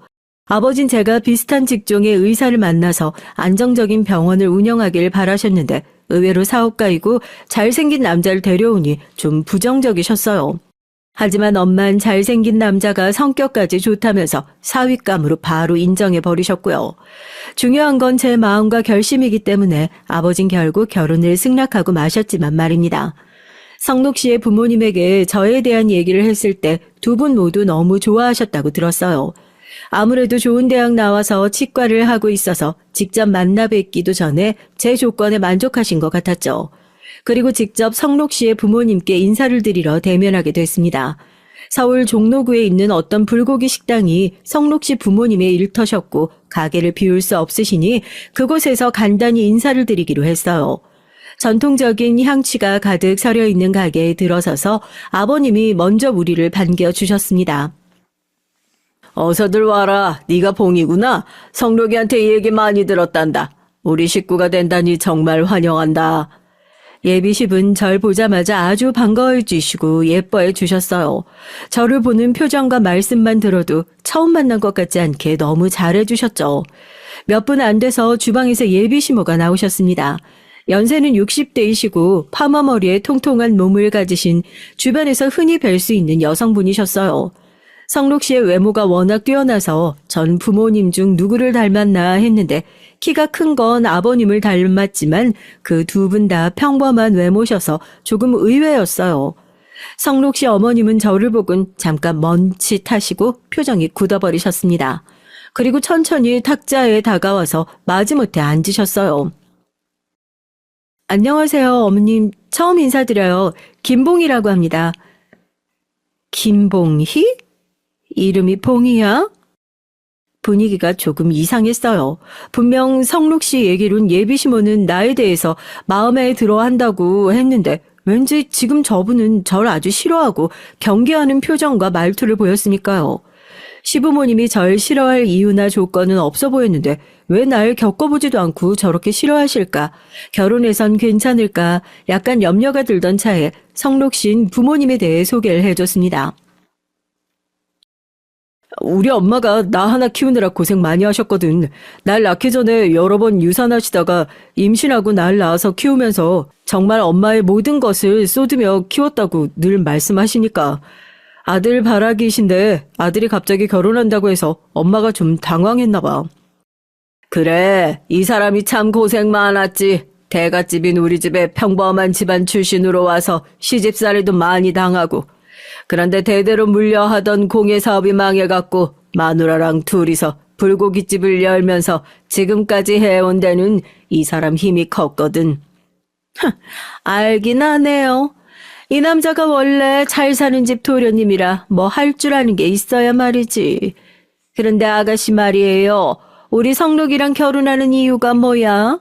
여자 치과 의사면 선자리가 줄을 섰을 텐데 성록이한테 바라는 게 있는 건가? 보시다시피 우린 평범한 불고기집 하면서 먹고 사는 사람들이라 유산이랄 것도 없을 거예요. 전 당혹스러웠습니다.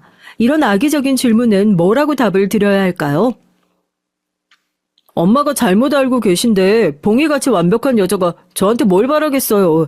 제가 조르고 졸라서 결혼 서두른 거예요. 그러니까 엄마 괜한 말씀 마시고 이제 우리 결혼식 날짜 잡죠? 이렇게 성록 씨와 아버님이 주도적으로 결혼식 날이며 장소를 얘기해가면서 이날 자리는 마무리가 됐습니다. 하지만 그 자리가 끝날 때까지 예비 시모는 저에 대한 곱지 않은 시선을 거두지 않으셨어요. 예비 시모에 대한 걱정은 있었지만 그래도 우리 결혼 준비는 아무 탈 없이 순식간에 진행됐습니다. 서울의 호텔에서 결혼식을 치르고 반포의 아파트에서 결혼 생활을 시작했어요. 남편은 쇼핑몰 사업을 하고 전 치과를 하면서 우린 맞벌이로 지냈고 밤에는 집에서 함께 지낼 수 있으니 정말 행복했습니다. 성록 씨 부모님은 평범하셨지만 성록 씨가 사업을 하면서 모은 돈이 꽤 돼서 아파트 전세는 얻을 수 있었지만 나중을 위해서 제 돈을 보태서 아파트를 아예 매입을 했어요. 그리고 당연히 아파트는 공동 명의로 해뒀죠. 생활비도 서로 일정한 돈을 모아서 여유가 있었습니다. 설령 제가 치과를 그만둬도 성록 씨가 버는 수입으로 충분했어요. 우리는 이제 막 30쯤이었지만 성록 씨는 아기를 빨리 갖고 싶어 했어요. 다른 부부처럼 사이도 좋고 해서 금세 아기가 생길 줄 알았지만 이상하게도 임신은 잘 안 됐습니다. 그래도 언젠간 생길 아이를 기다리며 서로 싸우지 않고 행복한 신혼생활을 해왔죠. 하지만 작년 어느 날 술에 취한 남편이 저에게 폭탄 하나를 터뜨리고 말았습니다. 그리고 이후 우리의 결혼 생활은 엉망이 돼버렸어요. 이제 남편의 시점에서 그의 얘기를 들려드릴게요. 나는 늘 오전에 출근하기 전마다 한강변에서 러닝하는 습관이 있었잖아.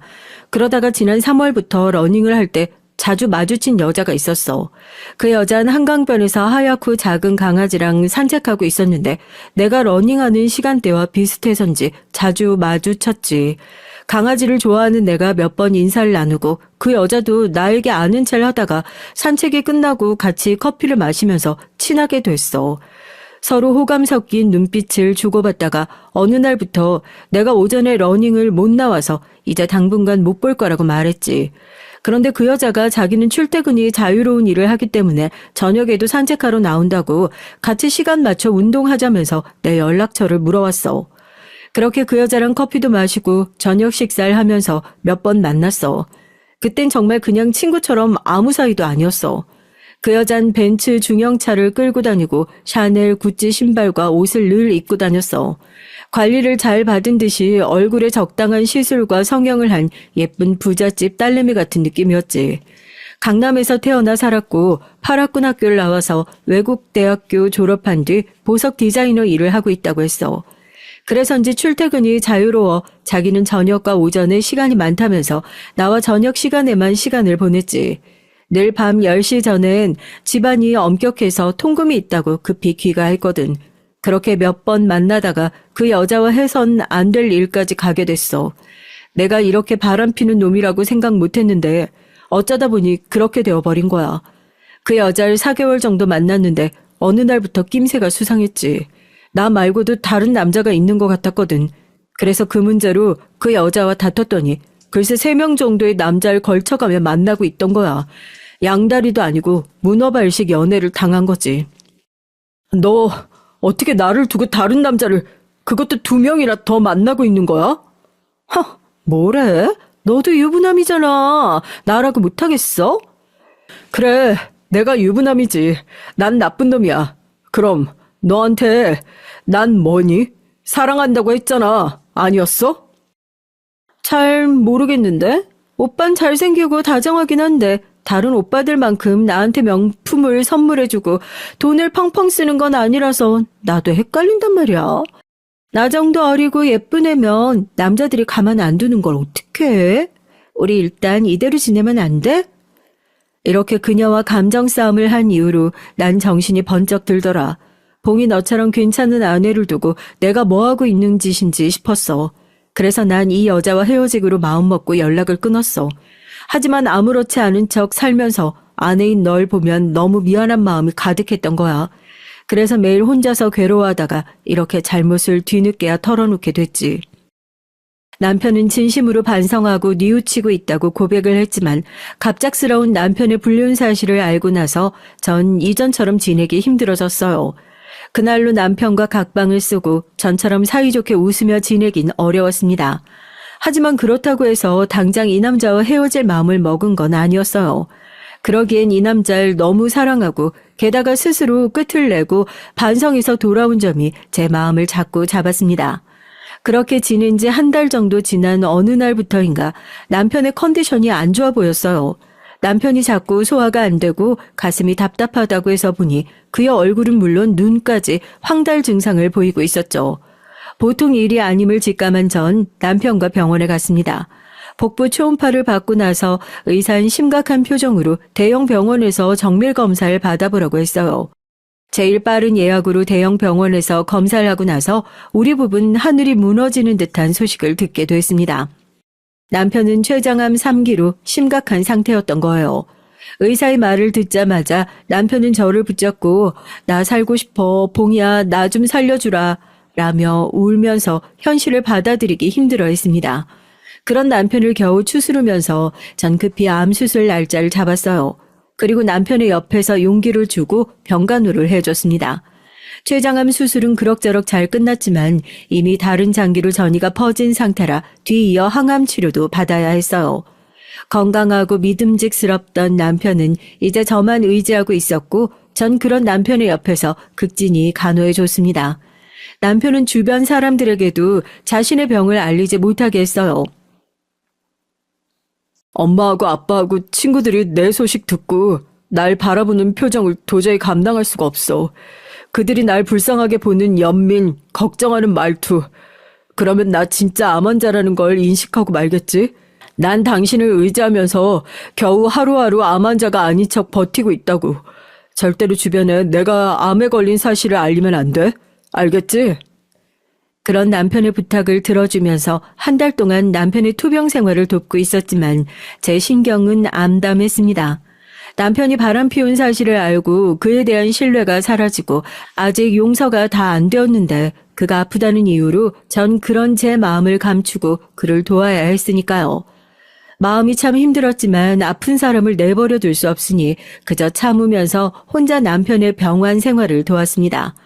그러던 어느 날 아침에 씻고 나서 전 겨드랑이 부근과 가슴이 저릿하고 아픈 증상을 느꼈어요.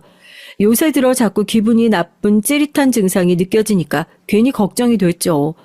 걱정을 오래 끌지 않고 싶어서 유방외과 병원에 검사 예약을 급히 잡았습니다. 유방외과에서 몇 가지 검사를 하고 나와 의사와 면담을 하게 됐죠. 의사는 제 유방 안에 점 크기로 작은 악성 종양들이 보인다고 했어요. 초기 유방암으로 판단되는데 항암 전문 대학병원에 가보는 것이 좋겠다고 말했죠. 눈앞이 아득해졌습니다. 남편에 이어 저까지 암이라뇨.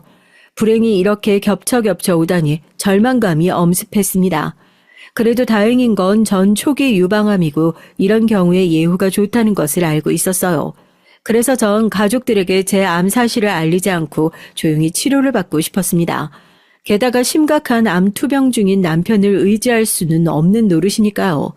그런데 대학병원에서 검사를 하고 나와서 옷을 입고 있던 때였죠. 핸드폰이 울려서 받아보니 시모였습니다. 넌 왜 이렇게 전화를 안 받는 거니? 내가 할 얘기가 있어서 2번이나 걸었는데 뭐 병원 일이 바빠서 시엠이 전화도 무시한다 그거냐? 어머님, 제가 지금 병원에서 검사 중이라. 뭐? 검사라니? 무슨 일로? 너 어디 아프니? 전 이성적이고 감정을 잘 추스르는 사람이라고 생각해 왔는데 그 순간 시모가 저의 건강을 걱정하고 있다는 생각이 들어서일까요? 갑자기 주르륵 하고 눈물이 흐르더니 목이 메여 아무 말도 하지 못했습니다. 이런 저를 보고 놀랐는지 이상함을 감지한 시몬 당장 얼굴 보고 만나자고 해서 전 병원 검사를 마친 뒤 시댁에 가야 했어요. 너 무슨 일이냐? 어디 큰 병 걸린 게지? 네, 어머님 어디에 말씀드리지 않고 조용히 넘어가려고 했는데 저 사실 유방암 진단 받았어요. 다행히도. 하지만 시몬은 제 말을 끝까지 듣지 않고 잘라버렸습니다. 뭐야? 암? 참네. 이게 무슨 일이야. 그래, 차라리 잘 됐다. 시몬은 제가 암에 걸렸다는 얘기에 무척 놀라더니 이내 자기 생각을 가다듬는 듯 중얼거렸습니다. 이게 일이 잘 돌아가려나 보다. 네가 암까지 걸렸다고 지금 듣게 됐으니 마침 너에게 내가 하려던 말이 있었는데 적절한 때인 것 같구나. 그리고 시몬은 저에게 하고 싶은 말을 꺼냈어요. 시몬은 제가 악연인 줄을 알고 있었지만 제가 암에 걸렸다는 말을 듣자마자 이런 얘기를 할 수 있다니 정말 시몬 제 인생의 암세포와 같았습니다. 제가 왜 이렇게 시모에게 분노하고 있는 것일까요? 여러분, 이제 시모의 시점에서 얘기를 들려드리겠습니다. 한 달 전부터 우리 불고기집에 어떤 예쁘고 부티나 보이는 여자가 찾아와서 비싼 가방부터 화장품까지 나한테 선물을 주고 가는 게 아니겠니? 성록 씨와 서로 사랑하는 사이인데 부모님께도 인사드리고 싶었다면서. 그러더니 어떤 날은 내 피로를 풀어주겠다며 VVIP 전용 마사지 샵에 데려가더라. 거기서 호사스럽게 스파 목욕도 하고 마사지도 받으면서 있는데 계속 내 옆에 찰싹 붙어서 그 아가씨는 애교스럽게 잘해주더라고. 어머님, 저 어머님 처음 뵐 때부터 왠지 친근했어요. 고운 미모하며 우아한 자태까지 성록 씨가 다 어머님 닮아서 그렇게 잘생기고 귀공자 같은 이미지 갖고 있나 봐요. 그쵸? 그래서인지 전 어머님께 사근사근한 딸 같은 며느리가 될 수 있을 것만 같아요. 어머님은 어떠세요? 나도 세아 양이 참 따뜻하고 귀티가 나는 게 좀 더 일찍 우리 애를 만났으면 어땠을까 아쉽네. 에이, 괜찮아요. 인연은 조금 늦게 만나도 결국 이루어지니까. 듣지 않니 성록 씨가 지금 와이프랑 아이도 없다면서요? 그러면 성록 씨가 이혼하는 것도 별 신경 쓸 것 없으니 저와 재혼하면 어떨까요? 어머님 어때요? 좋은 생각이죠? 그쵸? 아유, 뭐 세아 양이 좋다면 나도 지금 며느리보다 마음이 놓이지 뭐. 걔는 지 병원 일만 챙길 줄 알지 우리 아들 맘 편하게 잘해주기나 하나. 여자란 우리 세아 양처럼 예쁘고 애교 많고 너무 똑똑해도 피곤한 법이야. 암튼 내가 성록이한테 잘 얘기할 테니까 세아 양도 친정 부모님 잘 설득드려요. 우리 성록이가 완벽한 남자지만 한 번 이혼했다는 흠집 하나가 있으니까 그댁 어른들이 우리 아들을 어떻게 보실지 걱정이 되는구만. 아, 우리 부모님은 걱정하지 마세요. 그럼 어머님만 믿고 성록 씨와 결혼 추진해 볼게요. 그렇게 변심한 시모는 상간녀를 자기 아들과 붙여주려고 저에게 이렇게 말하는 겁니다. 그러니까 너네 아들하고 헤어지라고 이혼하라고 말할 참이었다. 그런데 네가 암까지 걸렸다니 다행하니니. 너는 곧 죽을 건데 네 병수발 든다고 누구 아들을 고생시키려고? 내 귀한 아들도 살아야지. 어디 암 환자 옆에 있어 부정타겠으리. 너도 암 걸렸으니 치료받고 어쩌려면 바쁠 거니까 쿨하게 내 아들하고 이혼하고 해. 어머님은 정말 너무하시는군요. 결혼해서부터 절 이유 없이 미워하시더니 이제 암에 걸렸으니 그냥 내 아들과 이혼해라. 그 애 젊고 이쁘지 집안도 좋고 너랑은 달리 애가 참 사근사근해. 그렇게 괜찮은 애가 네 남편하고 결혼하고 싶다고 애를 쓰는데 그러니 암에 걸린 네가 남편 양보하는 게 옳지 않겠니? 어차피 난 너를 내 집안에서 더는 안 봐도 되니 속이 후련하고 말이야. 전 너무 기가 차고 억울했어요. 세상에 이런 법이 어딨어요? 아들이 바람 피면 때려서라도 멈추게 해야지. 도리어 본처랑 이혼시킨다고요? 제가 뭘 잘못했는데요? 왜 그렇게까지 절 못 잡아먹어 안달인 거예요? 어차피 밑바닥까지 가셨으니 어디 속 시원히 제가 미운 이유라도 알자고요. 시몬은 잠깐 머뭇하더니 이내 자기 속내를 털어놨습니다. 넌 말이다. 돌아가신 내 시어머니를 닮았어. 그 여잔 명망 있는 집 교수로 자라서 그 시절 이화여대도 졸업할 만큼 지성의 미모까지 갖춘 여자였지. 지금 너희 남편은 친할머니 얼굴 닮은 거야. 예전부터 우리 아들하고 어디 다니면 둘이 모자 사이 같지 않다고 하나도 닮지 않았다는 말들이 얼마나 나에게 상처로 돌아왔는지. 그래, 나는 그저 그런 평범한 집 여자이고 얼굴도 그냥 그렇지. 그래도 내 아들 잘나게 키워놨고 이 집안 무너지지 않게 잘 건사해 왔어. 그런데 시어머니는 날 단 한 번도 인정하지 않았다. 자기 집에 잘못 들어온 똥개도 이렇게 취급하진 않았을 게야. 우리 남편이 나와 결혼하고 얼마 안 돼서 아버님네 회사 잘못됐을 때도 시어머니 나 때문이라고 했어. 내가 이 집에 들어와서 모든 것을 망친 아주 재수없는 것이라고 대놓고 손가락질했지. 부유하던 집이 망해서 빌빌댈 때 내가 남편하고 장사해가면서 먹여 살렸건만 고맙단 얘기 하나 하지 않고 환갑 넘어 저 세상으로 가버렸지.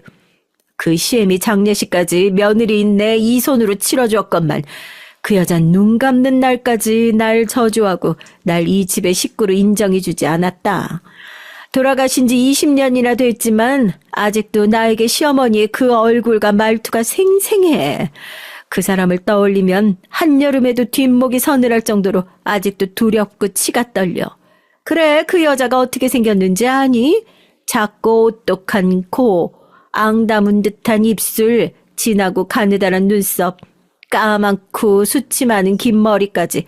정말이지 넌 시어머니를 똑 닮았단다. 네가 우리 집에 처음 들어온 날 그 서늘함과 카리스마에 시어머니가 환생해서 온 것만 같았으니까. 그런 널 내가 어떻게 이뻐할 수 있겠니? 지금도 너만 보면 구박받고 사람 취급 못 받았던 그 시절이 떠오르는데. 이렇게 말하면서도 시모는 달달 떨고 눈동자를 불안하게 굴려댔어요. 처음으로 시모에게 연민을 느낄 수 있었습니다. 그렇지만 그렇다고 저에게 한 일들이 정당화될 수 있을까요? 어머님이 이유 없이 누군가로부터 미움 샀고 그래서 사는 동안 힘드셨다면서요. 그런데 어머님은 똑같이 저한테 하고 계신 거예요. 말씀 들어보니 인간적으로 어머님이 이해가 되기는 했지만 그렇다고 해서 저에게 당신 시어머니와 다를 바 없이 군 일이 괜찮은 걸까요? 어머님이 느끼셨듯이 저도 어머님 때문에 상처받고 잘해보려고 했지만 통하지 않아서 좌절감도 느끼고 제게 아무 잘못이 없는데 그냥 어머님이 제가 못 견디기 싫어서 이혼하라고요. 네가 잘못이 왜 없어? 애 못 낳고 있지 않냐? 내 손주를. 옛날 같으면 소방 맞을 감이지. 게다가 너보다 더 좋은 여자가 내 아들이랑 결혼하겠다고 나한테 그렇게 지극정성인데 너인들 안 넘어가겠니? 이 상황이 너무 기가 막히고 자기 아들이 어떤 상황인지도 모르고 엉뚱한 꿈을 꾸는 시모가 한심해서 전 웃음이 터져버렸어요. 이게 실성을 했나? 너 왜 웃니? 참나, 왜 당신 시어머니가 싫어하셨는지 알 것도 같네요. 잘 들으세요. 전 유방암 영기라서 간단한 시술과 항암 치료만 하면 완쾌되는 암 같지 않은 암이에요. 그런데 말이에요. 당신 아드님은 지금 췌장암 3기예요. 알고 계셨어요? 뭐라고? 너 지금 나 뒤로 넘어가려고 그런 거짓부렁 치는 거야? 거짓부렁인지 진실인지 아드님에게 물어보세요. 아니, 지금 병원에 입원했으니까 직접 찾아가시면 되겠네요. 당신 아들도 암에 걸렸어요. 아니, 훨씬 심각한 암에 걸려서 1년도 못 살 거라네요.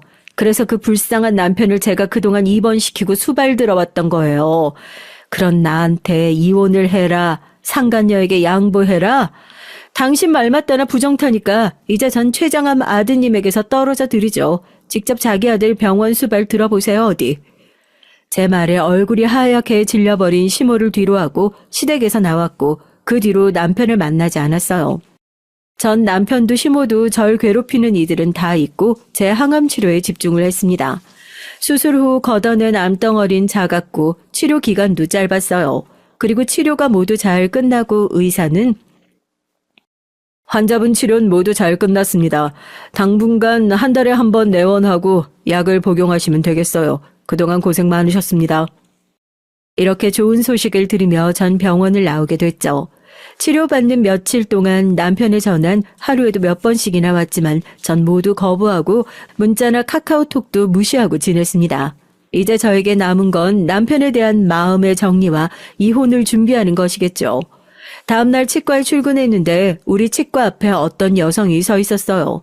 처음 보는 여성이었지만 한눈에 알 수 있었죠. 바로 남편의 상간녀였다는 것을요. 웨이브로 말아넣은 긴 머리에 가슴을 있는 대로 봉긋하게 모아서 몸에 찰싹 달라붙는 흰색 원피스를 입고 있었어요. 그 여자는 하이힐 소리를 또각거리며 저에게 다가왔습니다. 이 치과 의사 선생님이시죠? 김봉희 씨? 맞습니다만 누구시죠? 우리 어머님이 만나서 알아듣게 얘기한 건지 모르겠지만 요새 성록 오빠도 그렇고 어머님도 다 연락이 잘 안 돼서 직접 내가 나서기로 했어요. 저 최세아라고 합니다. 성록 오빠의 여자친구예요. 이렇게 상간녀가 당당하게 제 앞에서 지 소개를 하고 있는 걸 보니 기분이 너무 상했습니다. 오빠? 유부남한테 오빠라고 부르며 여자친구라니. 도대체 뇌가 어떻게 된 사람인지 모르겠네요. 당신같이 부끄러움도 모르는 사람이 성록 씨 아내인 내 앞에 왜 온 거죠? 성록 오빠의 아내라면서 아무것도 모르고 있잖아요. 그래서 현실을 알려주려고 온 거예요. 몇 년 전에 결혼식 올렸다고 해서 지금 서류상 아내라고 해서 당신이 성록 오빠의 여자인 건 아니니까 말이야. 이런 상황에서 껍데기인 남편만 안고 아내 자리를 계속 차지하고 싶으신간 말이에요. 치과 의사시면 공부도 많이 한 똑똑한 여자가 왜 그리 미련해요? 역시 상간년 제 생각보다 만만한 여자가 아니었습니다. 나한테 뺨 한 대 맞아도 할 말 없는 상간녀가 두 눈 똑바로 뜨고 절 가르치려 들다니 전 억장이 무너지는 심정이었죠. 겨우 이성을 붙잡고 이 여자를 상대해야 했어요. 당신이야말로 성록 씨에 대해 뭘 알고 있다고 자신하는 건지 도통 모르겠네. 성록 씨 요즘 당신하고 연락 안 되죠? 아마 한 달 가까이 얼굴도 못 봤을 거야. 안 그래? 제 말을 들은 상간녀의 뻔뻔한 얼굴에 당황하는 표정이 지나갔습니다. 당연하지. 당신에게 전화도 안 하고 얼굴도 안 보면서 잠수를 탄 남잔데 그런 남자 당신이 나보다 더 잘한다고? 더 사랑한다고? 그럼 얘기해주지. 왜 성록 씨가 당신과 연락을 끊었냐 하면 나에게 당신과 바람핀 얘기 모두 털어놓고 반성을 해서야. 싹싹 빌면서 나에게 용서 구하길래 당신과 인연을 끝낸다면 받아준다고 했지. 그래서 성록 씨가 당신과 연락 끊은 건데 당신은 왜 그런 남자랑 결혼하겠다고 하는지 모르겠군. 뭐라고요? 그럴 리가 없는데? 나한테 푹 빠진 남자가 왜 하루아침에? 그 남잔 벌을 받았거든. 인생 잘못 살아온 벌 받았다고 생각해. 성록 씨는 췌장암에 걸려서 병원에서 수술도 받았고 항암 치료하면서 지금 암을 이겨내는 중이야. 당신같이 가벼운 여자랑 사랑 노름이나 하고 있을 때가 아니라 자신이 병마와 싸워야 하는 중요한 순간이니까. 만약 성록 씨에게 당신이 중요한 사람이었다면 그렇게 연락을 끊었을까? 나라면 병을 알리고 함께 하자고 했을 것 같은데 당신 그 정도의 스쳐 지나간 여자였던 거라고. 상간년 자존심이 상했는지 목소리마저 떨렸어요. 그러니까 암에 걸렸다고? 그럼 이제 얼마 못 사는 건가? 상간녀가 남편의 소식에 충격을 받은 것은 당연했어요. 하지만 지금 그년 사랑하는 남자가 아픈 것에 놀라고 안타까워하고 있는 것으로 보이지 않았습니다. 당신은 잘 모르겠지만 췌장암은 악성암의 일종이라서 남편이 얼마나 살 수 있을진 헤아리지 못해. 그래서 내가 안타까운 마음에 조언하는 건데 진짜로 당신들이 사랑이었다면 언제든 성록 씨의 곁을 내어줄 수 있어. 그 사람 옆에서 병간호도 해주고 힘이 되어주면 성록 씨도 더 건강해질지 모르지. 병간호? 나 지금에서야 그 남자가 암이라는 사실을 알게 됐는데 이게 무슨 일이야 대체. 혼자 뻘짓하고 있었잖아. 얼마 전에 성록 씨 엄마 만났을 때도 아무 얘기 못 들었는데 나 속인 건가? 아니, 그 시모도 자기 아들이 암인 줄 모르고 있더라고. 성록 씨가 자기 엄마를 포함해서 누구에게도 알리지 말고 의지하지도 않았으니까. 그런 걸 보면 성록 씨가 믿는 사람은 나뿐인 건가? 상간년 너무 기분 나쁘다며 돌아서서 거친 발걸음으로 치과를 떠났습니다. 그리고 치과 1층에 주차해 놓은 흰색 벤츠 차를 타고 바로 떠났어요. 전 그 차의 번호판을 외워두고 흥신소에 전화를 걸었죠. 흥신소를 통해 상간녀의 뒷조사 의뢰를 했기 때문입니다. 시모는 어떤 좋은 집안의 외동딸이라고 했지만 제가 느낀 상간녀는 좋은 집안에서 자란 여자 같지 않았고 구린 냄새가 많이 났거든요. 흥신소에선 3일 뒤에 상간녀에 대한 뒷조사를 한 결과를 설명해 줬어요. 의뢰하신 최세아의 본명은 김민혜. 나이도 알고 계신 25살이 아닌 29살이네요. 나이며 이름이며 다 속인 겁니다. 태어나서 자란 고향은 인천시 구월동이고요. 부모님 중 아버진 병으로 사망하고 엄마하고 자란 것으로 나오네요. 별다른 직업 없이 일용직으로 생계를 유지하며 지냈던 모양입니다. 지금은 딸이 보내오는 생활비 받아서 살고 있고 학교는 개차반으로 다니다가 고등학교만 졸업하고 유흥가에서 아르바이트하면서 먹고 살았어요. 지금 이름도 술집에서 가병으로 불리던 걸 쓰고 있는 모양이고 술집을 좀 다니다가 나중엔 돈 많은 남자들 두고 생활비도 타쓰고 명품이나 선물 받아가면서 사는 그냥 꽃뱀 같은 여자인 거죠. 그리고 이 여자가 지금 타고 다니는 벤츠가 어떤 회사 법인 차량으로 등록되어 있는데 이 회사도 좀 거시기한데 사업자 등록만 있고 납세나 외부활동 조사가 되지 않는 걸로 봐서 아마 불법적인 조직, 이를테면 조직폭력 집단 뭐 이런 데 같아요. 저런 여자들 끼고 스폰하는 남자면 비슷한 류의 남자일 거고 그런 조폭 출신 사업가 스폰서로 지내면서 생활비랑 지금 사는 오피스텔 월세 등을 다 쓰면서 살다가 아마 나이도 찾고 해서 돈 많은 남자 물어갖고 그냥 확 시집가려고 했던 것 같습니다. 이쪽 업계에선 뻔한 스토리죠. 이 상간녀의 실체를 알고 나니 의아한 점들이 이해가 갔어요. 유복한 집안의 얌전한 교수가 왜 유부남을 꼬셔서 게다가 시모와 아내 앞에까지 나타나서 그렇게 결혼하고 싶어서 열을 낼까요? 아마도 남편하고 결혼해서 돈을 받아먹으며 전처럼 호화스러운 생활을 유지하고 싶었던 것이겠죠. 바람 피는 것들이 그렇고 그렇지 이 정도 수준의 여자와 노란한 남편에 대해서도 분한 마음이 가시지 않았습니다. 그때 남편에게서 전화가 왔어요. 여보, 요즘 왜 이렇게 나한테 오지도 않고 연락도 안 되는 거야? 무슨 일 있어? 우리 안 본 지 일주일도 넘었어. 그리고 우리 엄마한테 나 암이라는 거 얘기했구나. 오셔서 대성통곡하고 아주 시끄러웠거든. 계속 옆에서 병간호하겠다고 오시는데 진짜 불편해. 나 당신이 너무 보고 싶고 옆에 있어주면 좋겠는데 치과가 많이 바빠? 오늘 퇴근하고 당신한테 갈게. 마침 어머니도 같이 계신다면 할 얘기도 있고. 이 많은 일을 겪고 상간녀까지 만나고 나니 제 결심은 조금 윤곽이 잡혀갔어요. 시모와 상간녀는 저에게 아무 존재도 아니었습니다. 하지만 남편에 대한 제 마음은 혼란스럽고 갈피를 잡지 못하고 있었죠. 그래도 전 어느 쪽이든 제 마음을 결정해야만 했어요. 일주일 만에 본 남편의 얼굴은 더 헬쑥해지고 낯빛이 까매서 안타까웠습니다. 그렇게 건장하고 몸이 좋던 남잔 눈에 띄게 근육과 지방이 줄어서 몸집이 작아졌어요. 나 왔어요. 컨디션은 어때요? 항암 치료는 잘 받고 있어요? 여보, 정말 보고 싶었어. 어서 와. 엄만 잠깐 외출하셔서 지금 나 혼자 있었어. 남편은 절 보자마자 없는 기운을 짜내서 환하게 웃으면서 손을 흔들었습니다.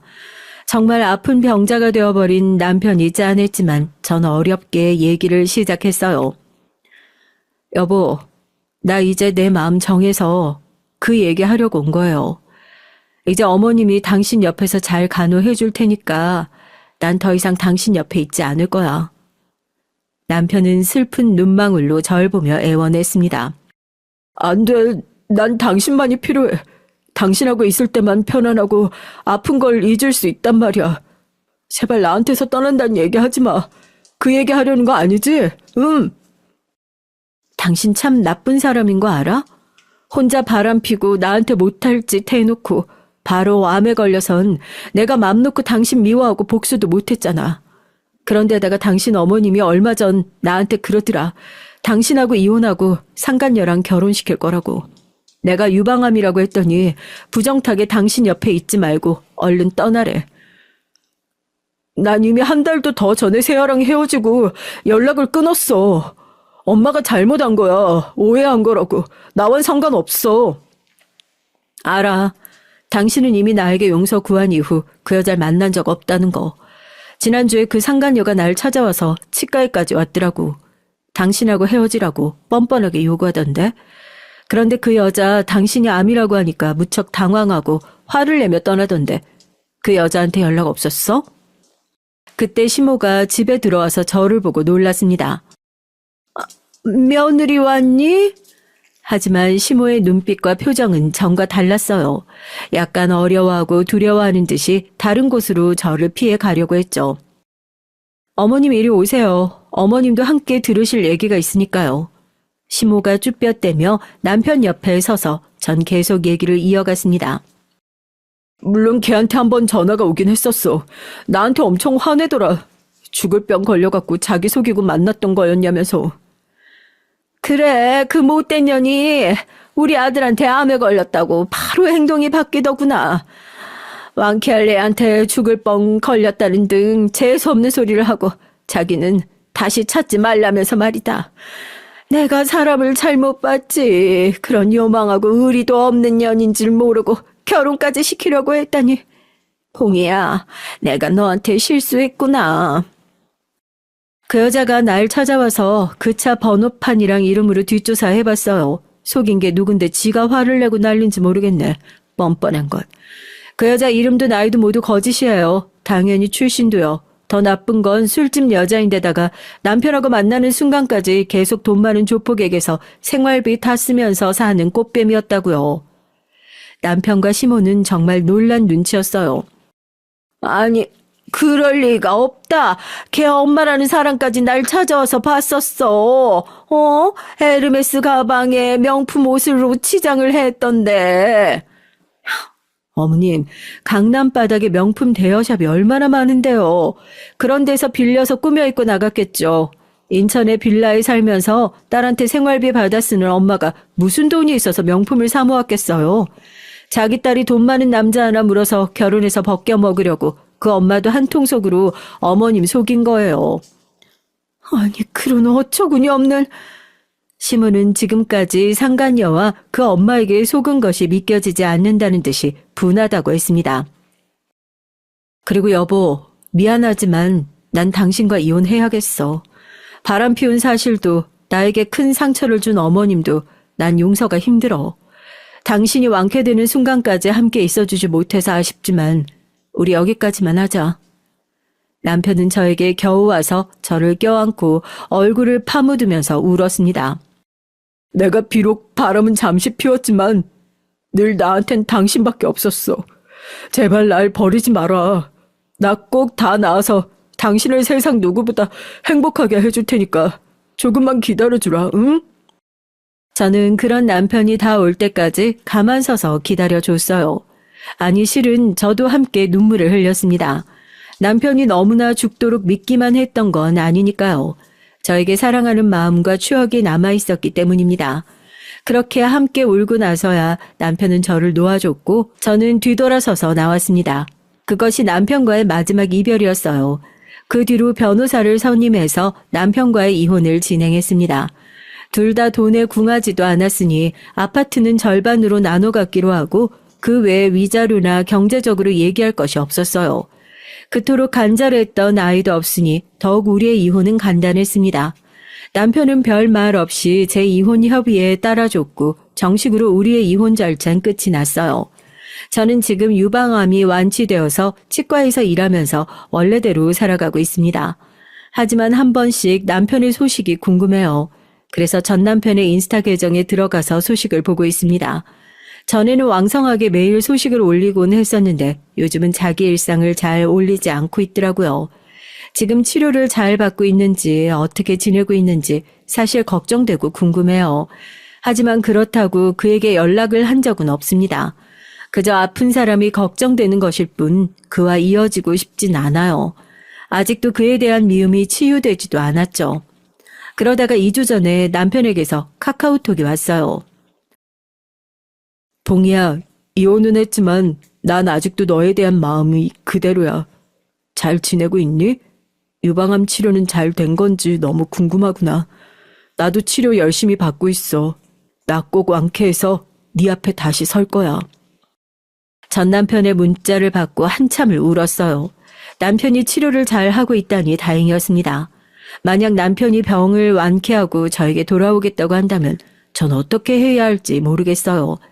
제 사연을 들으신 여러분께서는 어떻게 생각하세요? 이혼하고 다시 만나는 남녀가 다시 잘 살 수도 있는 걸지, 이곳에 저보다 인생 선배님이 많으시니 제게 조언을 좀 해주세요. 그리고 이렇게 문자로 전 남편과 형식적인 안부 연락 정도는 괜찮은 건지도 잘 모르겠습니다. 댓글로 제가 어떻게 마음을 정하면 좋을지 말씀 남겨주시면 감사하겠습니다.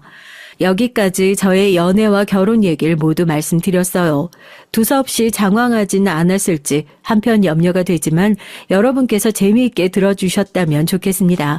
그럼 전 여기서 인사드리겠습니다. 안녕히 계세요.